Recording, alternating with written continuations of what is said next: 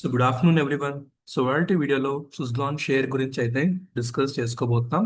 So ప్రీవియస్గా technical analysis చేసినప్పుడు మనం బయింగ్ లెవెల్స్ గురించి ఫాలోడ్ బై రెసిస్టెన్స్ లెవెల్స్ గురించి అయితే డిస్కస్ చేసాం. సో స్టాక్ అయితే ఎగ్జాక్ట్ గా ఆ లెవెల్స్ అయితే ఫాలో అవుతూ వచ్చింది. సో రీసెంట్ గా ఒకవేళ మార్కెట్ కనుక అబ్జర్వ్ చేస్తే మార్కెట్స్ అనేవి చాలా వోలటైల్ గా ఉన్నాయి. 25,000 పైన సస్టైన్ అయినా కూడా ఆ మంచి బయింగ్ స్ట్రెంత్ అనేది నిఫ్టీలో అయితే కనిపించట్లేదు. సో సెల్లింగ్ కనిపిస్తుంది. అట్ ద సేమ్ టైం మళ్ళీ 25,000 టెస్ట్ చేయడం, అక్కడ సస్టైన్ అవ్వకుండా కొంచెం రీట్రేస్మెంట్ ఇవ్వడం, ఇవైతే సినారియోస్ కనిపిస్తున్నాయి మార్కెట్ లో last few days. So Suzlon గురించి కనుక మాట్లాడుకుంటే టెక్నికల్ గా అయితే ఒక మంచి బులిష్ ఫేజ్ అయితే ఉంది.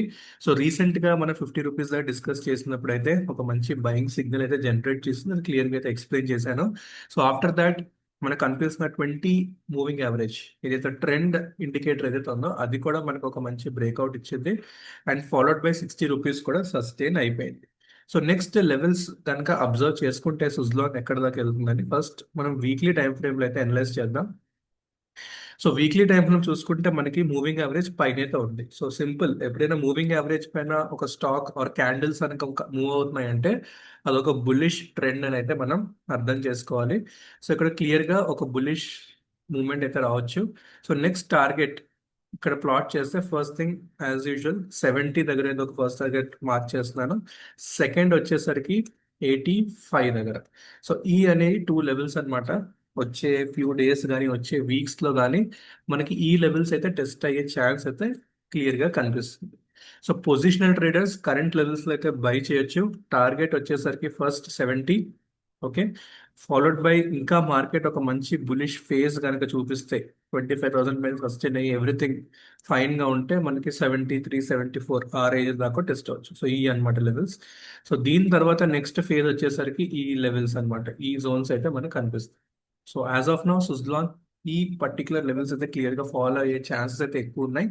సో ఫస్ట్ థింగ్ ఇక్కడికి వచ్చిన తర్వాత 70 దగ్గర ఈధర్ అది బ్రేక్అవుట్ ఇవ్వచ్చు, లేకపోతే ఒక మంచి సైడ్ వేస్ మూవ్మెంట్ కూడా రావచ్చు. లైక్ ఇక్కడ ప్యాటర్న్ కనిపిస్తుంది కదా, ఇలా ఒక head and shoulder pattern generate చేసి ఇన్వర్టెడ్ అక్కడి నుంచి బ్రేక్అవుట్ అయ్యి మనకి పాసిబుల్ ఫ్యూచర్ లో 80, 90 ఏదైతే లెవెల్స్ అయితే మనం ప్లాట్ చేసామో ఆ లెవెల్స్ కి అయితే వెళ్ళే స్కోప్ అయితే ఉందన్నమాట. సో లాంగ్ టర్మ్ కి ఇన్వెస్ట్ చేసుకోవచ్చు, నో ఇష్యూ.